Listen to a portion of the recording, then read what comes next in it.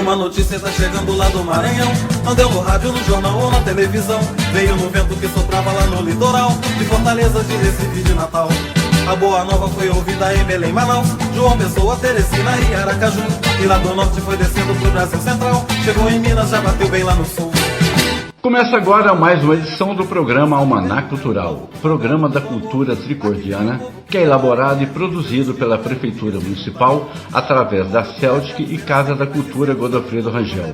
Nosso programa tem um apoio cultural da JF, distribuidora de medicamentos e materiais hospitalares, Cervejaria Laborina e Rei Minas, confiança em tijolos de vedação. Quem anda fazendo cultura? Conheça agora.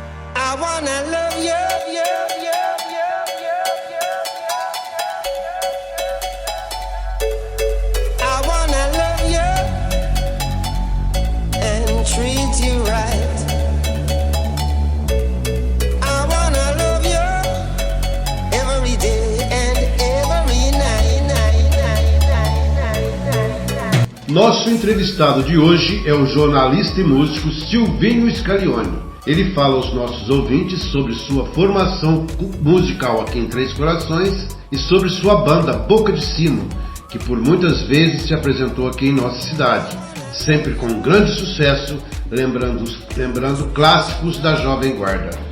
O programa Almanac Cultural recebe hoje o tricordiano, jornalista tricordiano e músico Silvio Scaglione, carinhosamente tratado por Silvinho. Silvinho, meu amigo e irmão, como foi a apresentação do Boca de Sino? Depois de tanto tempo que a gente estava sem voltar aqui, né, Serginho? Pra gente foi assim muito agradável, porque a receptividade do tricordiano com a gente, com a banda Boca de Sino, é um negócio impressionante. Acho que a gente que vive tocando essas cidades todas aí do interior de Minas e tal, e mesmo em Belo Horizonte, né? A gente fica impressionado de assim, como é que Três Corações é a cidade que mais acolhe a gente. Então pra gente é sempre um prazer muito grande vir tocar aqui. Dessa vez não foi diferente, foi muito bom. Legal, Silvinho, mas vamos contar o seguinte, como que nasceu o músico Silvio Scaglione? O negócio a história é até meio longa, mas eu vou tentar reduzir o máximo que eu puder, né? Porque quando a gente morava em Três Corações, era menino ainda, e tinha meu tio, né, o Matias Scaglione, era músico da ESA e tinha que na época a gente chamava de conjunto, né? Hoje a gente chama de banda, ficou chique. E ele tinha um conjunto que o nome era muito sugestivo, eu morro de rir quando eu conto pros outros, que era Scaglione Ritmos e Melodias, né? E esse Scaglione Ritmos e Melodias... O Edmar, seu Pistões, seu conjunto. Isso que eu ia chegar, porque os dois, o Edmar, seu Pistões, seu conjunto, e eles tinham uma rivalidade, e era um negócio até engraçado, porque era uma rivalidade que eles brigavam todo ano para ver quem tocava no Clube Três Corações durante o Carnaval. Então tinha aquela rivalidade, mas eles não eram inimigos. É muito engraçado isso, porque eles se respeitavam. Então o Tim Matias, né, que eu chamo de Tim Matias, ele tinha o maior respeito pelo Sr. Álvaro Arcanjo, que era o pai dos meninos da época, né, do Edmar, do Tico-Tico, do Bibim. O Tim Matias tinha o maior respeito por ele, e eles também tinham respeito pelo Tim Matias, pelo trabalho musical que o Tim Matias fazia aqui em Três Corações. Então o que ocorreu é o seguinte, então eles viviam nessa briga, e uma coisa curiosa, que na época eu menino com 8, 9, no máximo 10 anos de idade, o Bibim, que era o caçula da família Arcanjo, o Bibim estava de olho na minha irmã, né? e por estar de olho na minha irmã, ele ficou meu amigo. Então é a coisa mais curiosa, assim, que eu era da família rival musicalmente dos Arcanjos, e eu frequentei, o Bibim ficou muito meu amigo, começou a frequentar minha casa e eu comecei a frequentar a casa do Bibim. E lá na casa do Sr. Álvaro Arcanjo. E na casa deles tinha um terreiro muito grande, era quase um sítio, né, cheio de mangueira e tal, e eles jogavam futebol lá, eles já moço, né, eu ainda menino, e eu ia pra lá jogar bola com eles. E eles, só pra me encher o saco, o Tico-Tico me apelidou de Grossinho. Tico-Tico é vascaíno, não pode levar em consideração. Tico-Tico não pode levar em consideração, não, né? Eu até gosto dele demais quando eu encontro com ele, cara, porque é difícil torcer pro Vasco hoje, né? Aí mas o Tico-Tico me apelidou de Grossinho. Vai Grossinho, porque eu era muito pequeno, né? Só pra encher meu saco, né? E é muito engraçado, eu frequentava a casa, passava dia na casa dele, chupava muita manga lá do quintal deles, né? E hoje, até hoje, eu encontro, toda vez que eu encontro com o Tico-Tico, inclusive quando eu venho tocar aqui com a velha guarda que ele vai tocar também, é muito engraçado, porque ele só me chama de grossinho. Até hoje? Até hoje, né? Ele só me chama de grossinho. Agora me diz uma coisa, essa convivência com a família Arcanjo também influenciou musicalmente? Sempre influencia, né? Eu ia pra casa deles lá, eles tinham não sei se é uma sala musical, né? Que ele tá sempre lá, o Salvo Arcanjo dando aula para as pessoas e tal. Mas então assim, e o Tio Matias aqui na casa dele, que ele construiu essa casa, uma casa muito boa, ele tinha na parte de baixo, ele foi o que a gente chama hoje de estúdio, né? Mas naquela época o Tio Matias foi sempre uma pessoa muito assim avançada no tempo dele, pena que ele tenha morrido tão cedo de acidente. Ele sempre estava assim na frente das pessoas aqui em Três Corações, em tudo que ele fazia. Então na época ele já tinha o que a gente chama hoje de estúdio, né? Ele tinha um estúdio na casa dele. E ele começou a vender instrumentos em São Paulo, pegar instrumentos e tal, trazer instrumento aqui, e ele vendia para todos esses conjuntos, né? Não pode falar banda, que na época era conjunto. E ele vendia para muitas bandas aqui do interior de Minas, aqui do sul de Minas, né? Coitado, da região, Varginha, Três Pontas. Coitado, levou muito cano. Levou muito cano, porque, né, na verdade, as pessoas acham que é muito fácil montar uma banda, um conjunto, mas é muito difícil. As pessoas entusiasmavam, compravam os instrumentos, depois não tinha como pagar, dava o cano dele, coitado. Mas ele continuou vivendo. Então ele tinha esse estúdio lá, então a gente ficava lá sempre pra gente tocar, né?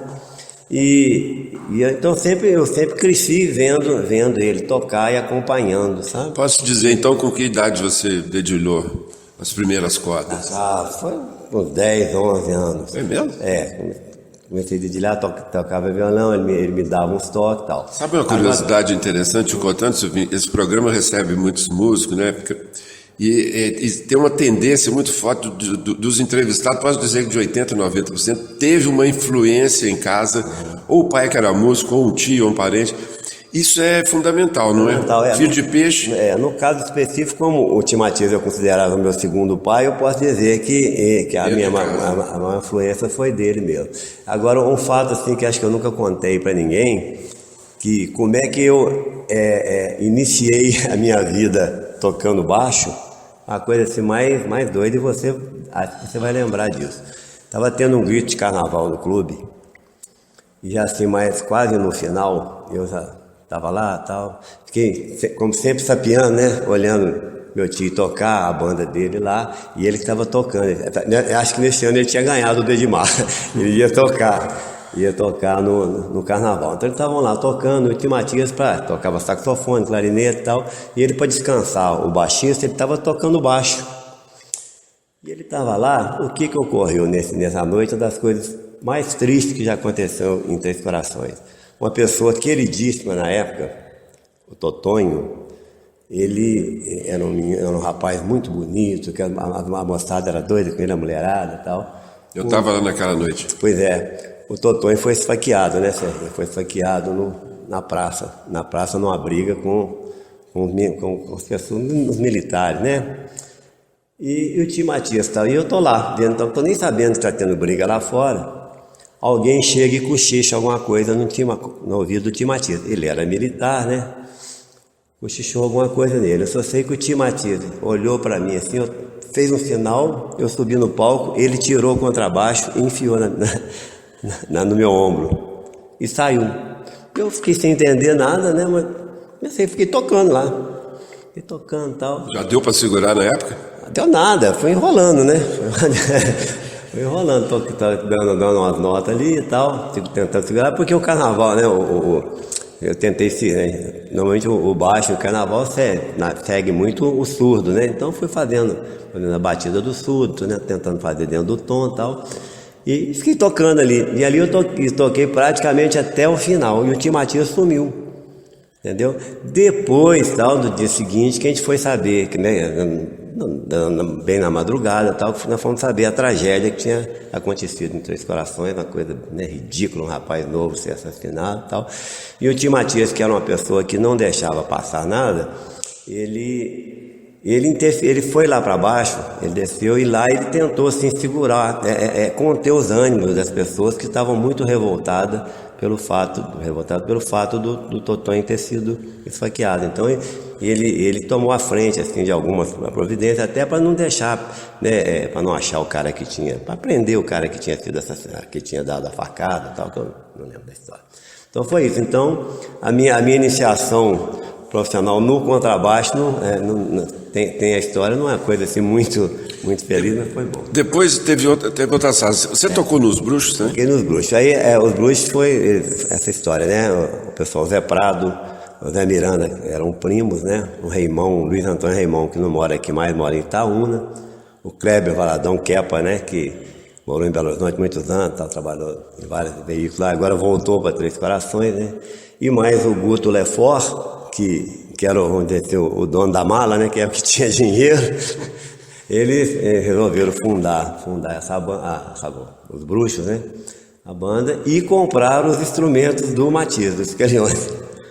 E compraram. Enfim, tem uma lenda aí que diz que o Guto tocava com som bem baixinho. Tadinho do Guto. Não, mas ele não tem culpa. O Guto, como ele entrou, como ele que tinha, né? A família dele tinha dinheiro, então o Guto que deu a entrada para comprar os instrumentos. Eles tocavam, e o Guto nunca tinha a menor ideia. Aliás, eu era da turma do Guto, com maior honra, né?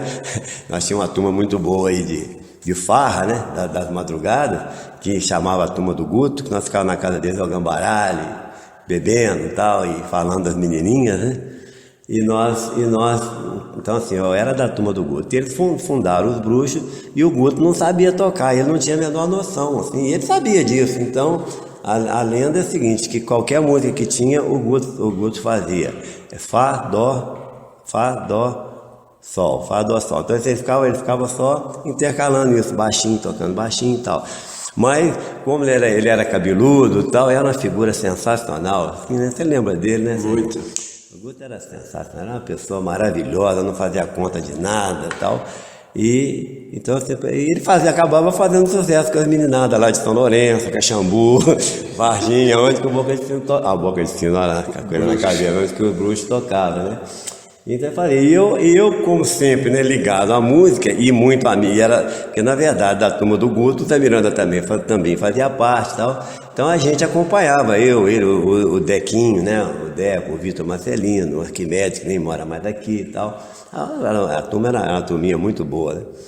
E o Guto, interrompendo um pouquinho, o Guto era o único da turma que tinha um carro, né, que era um Fusquinha verde, e nós não era 7, 8 dentro do carro e saía fazendo bagunça para a rua aqui. Então o Guto tocou. Então ele e os Bruxos fizeram muito sucesso, né? Assim, no meio da meninada e tal, porque na época não fazia demais. E eles começaram a deve ter sido um dos primeiros conjuntos na época, né? Na época, para você ter ideia, tinha em Varginha, tinha os Apaches, né? Que era comandado pelo Silvinho Brito. E o Silvinho Brito era um bom músico, né? Muito bom músico. E os Apaches era muito bom. O conjunto era maravilhoso. E engraçado que os Bruxos, com o Guto dando Fá, Dó, Sol, né?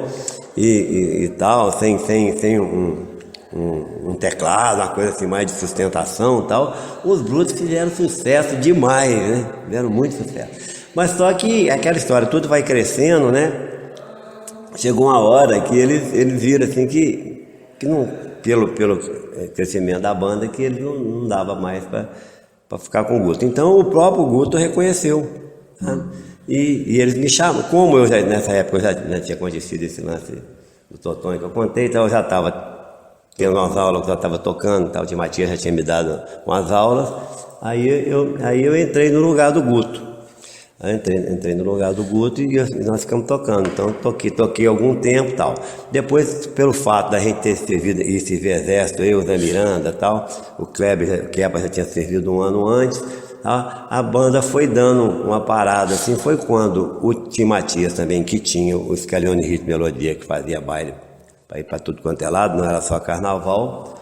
O Tim Matias, o Tim Matias chamou eu e o Zé Miranda para tocar o Scalione Ritmo e Melodia, porque também a banda, os Bruxos, né, não tinha estrutura, porque era tudo menino, né, tudo rapazola, vamos dizer assim. Então eles não tinham, assim, nós, né, no caso que eu já estava no meio, não tinha estrutura para continuar com a banda, inclusive porque assim, os próprios instrumentos eles ficaram devendo, nós ficaram devendo para o Tim Matias, porque não tinha como pagar, sabe? O que eles tocavam, assim, o que arrecadavam não dava para pagar. Entendeu? Então chegou uma época que eles acabaram tendo que devolver. Eu falo eles que quando eles compraram eu não fazia parte. Eles tiveram que devolver parte dos instrumentos que eles tinham comprado para o Tim Matias. O Tim Matias é uma pessoa maravilhosa, eu sempre falo dele assim, com o maior carinho. O Tim Matias recolheu os instrumentos. Aceitou de volta. Aceitou de volta e levou o prejuízo, que não foi o primeiro, levou o prejuízo de outros aí, que não vou falar. E com isso o Tim Matias chamou eu e o Zé Miranda a gente tocar com ele. Parece que o Zé Prato também tocou uma vez. Não? O Zé Prato tocou porque foi isso. Quando os Bruxos já estavam no final, eles chamaram... É outro vascaíno também. Ah, é? É, coitado. Né? Eles chamaram o Tim Matias para ajudar. O Tim Matias começou a tocar também. Tá? Então assim, juntou assim, os Bruxos, mais eu, mais o Tim Matias e o Toninho Lambreta. E daí normalmente os Bruxos chegou ao fim e nós e o Zé Miranda continuamos a tocar com o Tim Matias no famoso Scalione Ritmo e Melodia. E fizemos muita festa e tal. E o Zé Miranda ficou um bom tempo e eu fui o que mais fiquei até 1970, quando a minha família nós mudamos para Belo Horizonte, que aí é uma outra história, entendeu? É uma outra. Acabou que está virando um belo depoimento, né? Mas assim, nós vamos ter que marcar outro dia para a gente continuar essa conversa. Mas dando um pulo no tempo, Silvinho, aí veio a formação do Boca de Sino, que é realmente muito interessante. A primeira vez que vocês estiveram aqui, que o sucesso foi um negócio assim, impressionante, porque foi um dos primeiros conjuntos a resgatar música de época, né? Conta assim, rápidas pinceladas, assim, a sensação de estar trabalhando com música da época que nós vivemos, né? E o público, assim, a aceitação é total, né? A aceitação foi total desde o início, né? Nós fizemos a banda, porque nesse período, quando eu mudei para Belo Horizonte, só para não perder o fio da história, quando eu mudei para Belo Horizonte, eu comecei a tocar cavaquinho e eu abandonei o baixo. Então, eu comecei a aprender cavaquinho, influenciado pelas pessoas que já tocavam aqui, né? Tipo o Dilma Rez e tal, que me deu muita dica e tal. Sempre fui uma pessoa assim que nós sempre convivemos muito bem musicalmente e tal. E como eu estava em Belo Horizonte, né, não tinha ninguém que tocava cavaquinho lá, eu aprendi a tocar cavaquinho, assim, fazendo essas notas básicas e tal, né?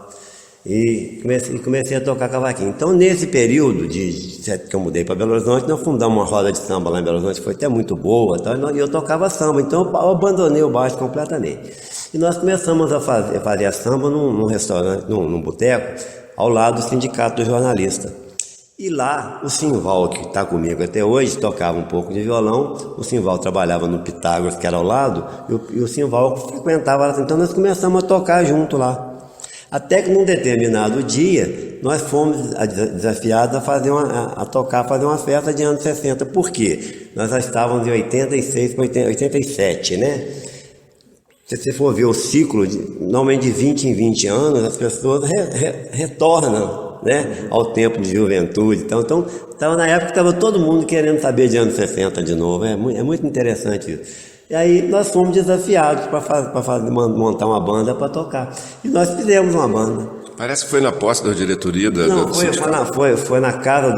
uma festa promovida pela Casa do Jornalista. Nós fomos desafiados por uma diretora da Casa do Jornalista a montar uma banda para fazer essa festa. E nós montamos uma banda, tal, que aí é outra história, uma coisa, né, até dificuldade de montar a banda, mas conseguimos, e a festa foi no Clube Barroco em Belo Horizonte, e foi um maior sucesso. E nós fizemos roupa, tal, aquela, né, roupa da época, tal, e a festa foi assim maravilhosa. Nós temos até gravado essa festa, mas a gente era assim, vamos dizer, muito amador, entendeu? Então o Boca de Sino foi formado para fazer essa festa, e com isso Aí que tá, como eu já tocava cavaquinho, eu resgatei o baixo que eu tinha parado de tocar há 10 anos, vamos dizer assim. Essa formação inicial de que ano então? 87. E aí nós fizemos a estreia na Barroca no dia 4 de dezembro de 87. Já vai para quase 30 anos. Agora o ano que vem, né, nós fazemos 30 anos de banda. E aí nós fizemos 87 para fazer essa apresentação só, mas aí não teve jeito, né? Aí ali foi pintando outra. E assim, nessa história nós estamos aí até hoje. Lógico que passando por algumas reformulações, nós evoluímos muito em relação a 87, a própria banda, as pessoas que entraram e saíram, mas que deixaram muita cultura, bagagem musical pra gente, sabe? E nós começamos a trabalhar com músicos bons, a gente viu também que não podia ficar parado, então cada um tratou de estudar, entendeu? Eu estudei baixo com pessoas boas lá de Belo Horizonte, estudei com tempo de baixo e tal.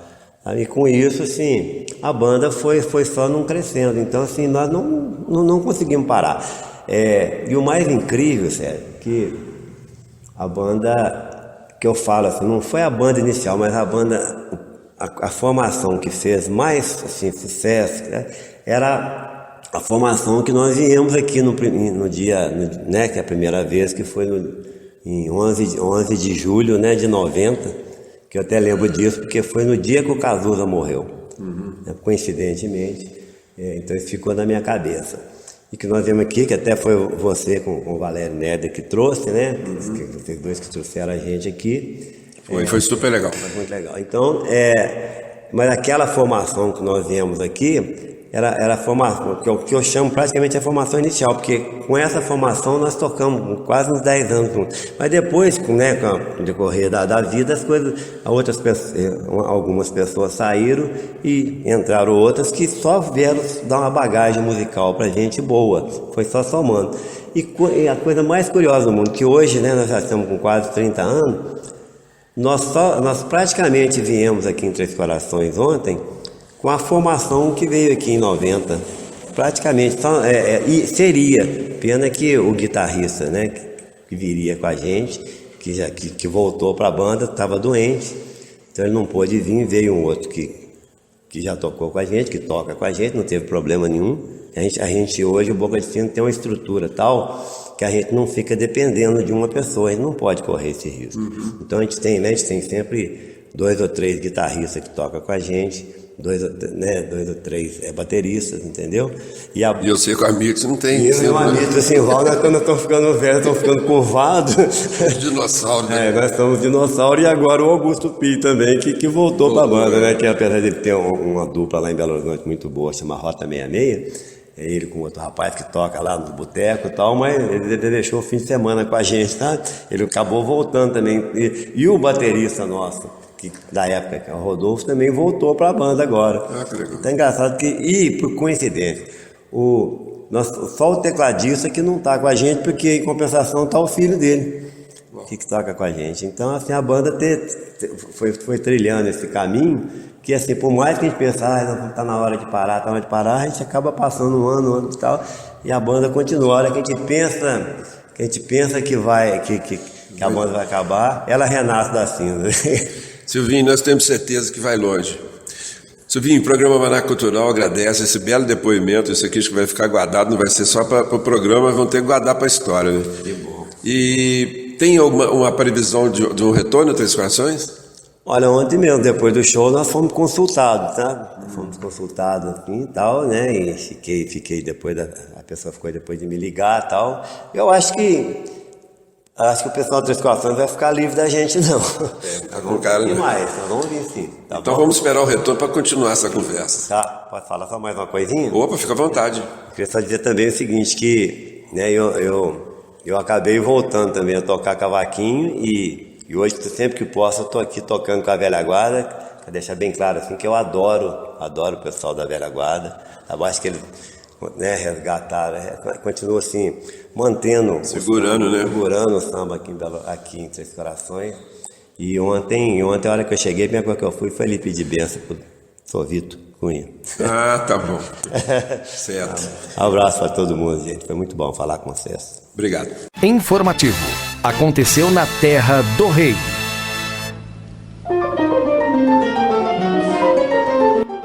Num clima de alegria e confraternização, a Casa da Cultura abriu oficialmente na noite de sexta-feira, 13 de outubro, a exposição Encontro de Amigos Tricordianos. A coletiva reúne imagens dos fotógrafos tricordianos Esteban Avelar, Sansão Bogarim, Tanando Lemos, Toninho Garça, Vânia Pereira, Valério Neder e 5 telas do artista plástico Gledson Amorelli. Todos os trabalhos primam pela beleza e pela força estética, comprovando a sensibilidade dos nossos artistas. O evento conseguiu reunir centenas de pessoas dos mais distantes pontos do país, marcando também a abertura do terceiro encontro de Filhos e Amigos de Três Corações, promovido pelo Valério Neder. A secretária Beth Seixas, da Celtic, participou da abertura do encontro, quando saudou os presentes em nome da Prefeitura Municipal. Em seguida, às 22 horas, teve início a Serenata da Cidade, que emocionou todos os presentes pela beleza do repertório. A mostra conta com o apoio cultural da JS, distribuidora de medicamentos e materiais hospitalares, Cervejaria Laborina e Rei Minas, Confiança em Tijolos. Todos devem conferir a coletiva de fotografia e pinturas até 31 de outubro, no horário de 8 às 18. Venha prestigiar a arte dos filhos de nossa terra. O Museu Terra do Rei apresenta a exposição A Literatura nas Quatro Linhas, o futebol em verso e prosa. A exposição, promovida pela Prefeitura, em parceria com a Superintendência de Bibliotecas Públicas de Minas Gerais, tem por objetivo enaltecer o aniversário do filho ilustre da cidade, o atleta do século Pelé, comemorado em 23 de outubro. A mostra exibe 24 banners com trechos extraídos de diversos livros, que surgem no formato de crônicas, poemas e textos, e transcendem as linhas de um campo de futebol e as arquibancadas dos estádios, comprovando que o futebol é uma experiência sensorial que estimula os sentimentos humanos. São textos de Vinícius de Moraes, Carlos Drummond de Andrade, Nelson Rodrigues, Fernando Sabino, Moacir Scliar, Raquel de Queiroz, Ferreira Goulart, entre outros, demonstrando o poder desse fenômeno social no campo da literatura. A exposição pode ser vista no horário compreendido entre 8 e 18 horas, inclusive aos sábados de 9 às 13, no Museu Terra do Rei, Praça Coronel José Martins, Centro. Vá conferir e bater uma bola com os trechos literários. Já está disponível para gravar o álbum Mestre do Estúdio, gravado pelo grupo de cantorias populares Balaio de Minas de Três Corações, com participação de 5 mestres da cultura popular da região sul de Minas. Para conhecer o trabalho, acesse estudio.viraminas.org.br. E a escola Canto Livre, localizada no bairro Bandeirantes, na Avenida Centenário 797, em frente ao SESI Minas, oferece aulas de canto e violão a partir de 7 anos. Os contatos poderão ser feitos pelo telefone 98845-4484. Outra boa opção é a Escola de Música do professor Cristiano Lemos, que oferece aulas de violão, viola, guitarra, cavaquinho, bandolim e baixo. A escola oferece também aulas de musicalização infantil, canto e piano para crianças a partir de 3 anos, com a professora Jamile Mesquita. Contatos pelos telefones 99176-6637 e 98814-4586. Agenda Cultural. Fique sabendo o que vem por aí. E vem aí o Sarau 3 no próximo dia 21 de outubro, sábado, ali no restaurante e pizzaria do Gui. Este começa um pouco mais cedo, 20 horas, pois terá a presença de vários participantes mirins, numa justa homenagem ao mês das crianças. Mas os adultos continuam firmes com sua música, poesia e esquetes teatrais. Nos dias 20 e 21 de outubro, sexta e sábado, a Companhia Candongas apresenta o espetáculo Sísifos, no Galpão de Artes da Viraminas, a partir das 20 horas.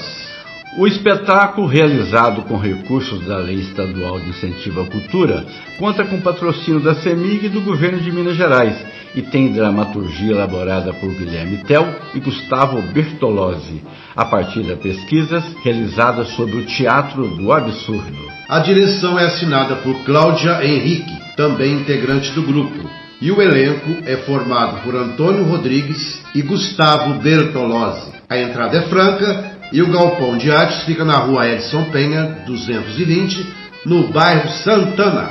E o Queen's Pub, o ponte do rock aqui na cidade, apresenta nesta sexta-feira, a partir de 23 horas, o grupo Maroon 5 Cover, de São Paulo, que promete repetir o sucesso de suas apresentações anteriores. Amanhã, sábado, o som rola por conta da banda Red Label, a partir de 23 horas, com sucessos do Pink Floyd, Beatles, Rolling Stones e muito mais. E a Cabana Creperia convida todos os seus fregueses para assistirem hoje, a partir de 23 horas, o seu tributo bem sertanejo, com uma noite toda dedicada ao nosso sertanejo raiz. O som rola por conta dos competentes Felipe Souza, Bruno Xavier, João Batista e Pedro Rodrigues.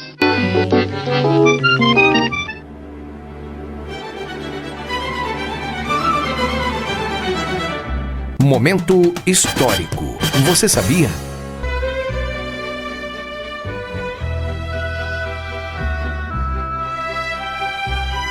Hoje em nosso programa iremos relembrar o nome de um de nossos ex-prefeitos, Aurélio Della Lúcia, que governou nossa cidade por pouco tempo, mas deixou e colaborou com importantes obras. Nascido em Casal Cerugo, província de Padova, na Itália, em 31 de dezembro de 1887, filho de Antônio Della Lúcia e Gaetana Della Lúcia, ele veio para o Brasil com poucos anos de idade, em companhia de seus pais, uma irmã e um irmão, fixando residência no Arraial da Passagem, município de Mariana. Estudou lá mesmo com Dona Semíramis, que vinha de Ouro Preto para ministrar as aulas. Depois foi para Ouro Preto, onde trabalhou como caixeiro em um armazém de seu cunhado.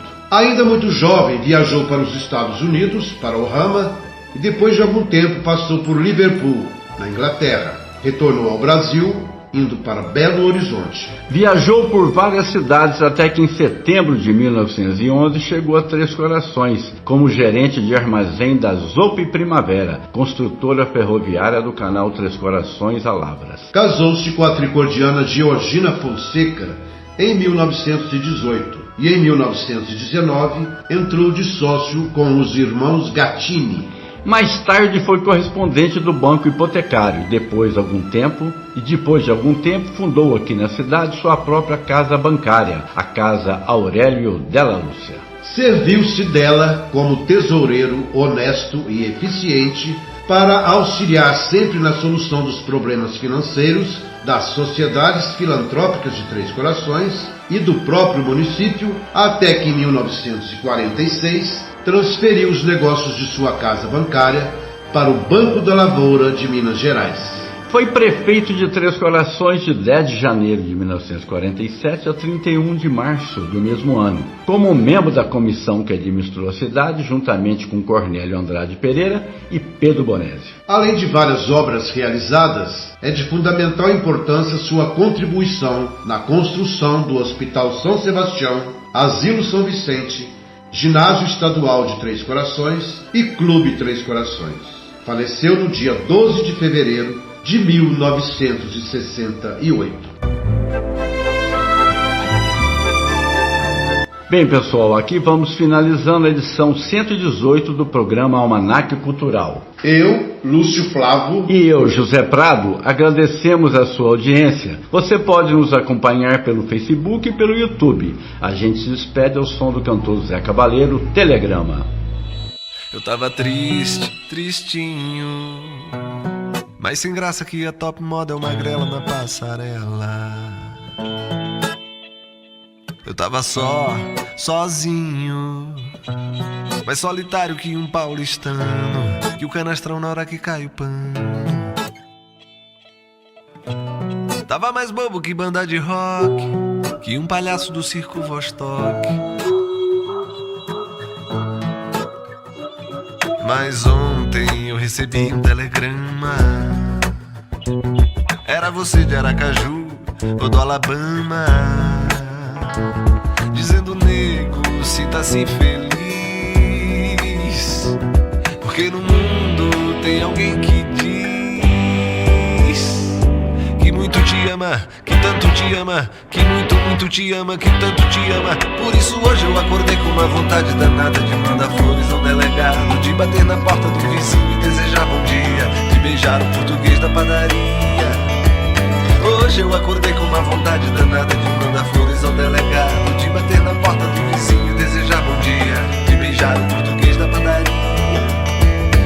Mama, oh mama, oh mama,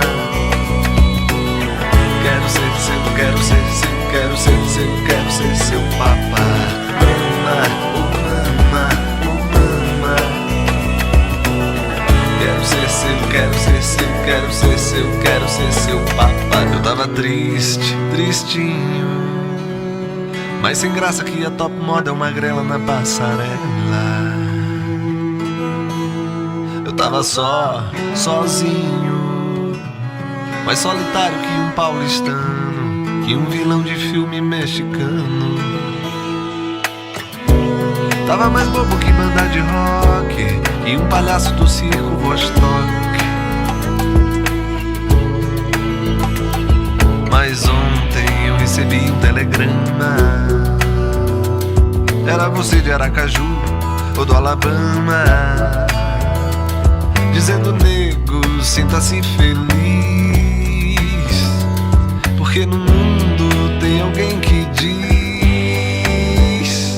que muito te ama, que tanto te ama, que muito te ama, que tanto, tanto te ama. Por isso hoje eu acordei com uma vontade danada de mandar flores ao delegado, de bater na porta do vizinho e desejar bom dia, de beijar o português da padaria.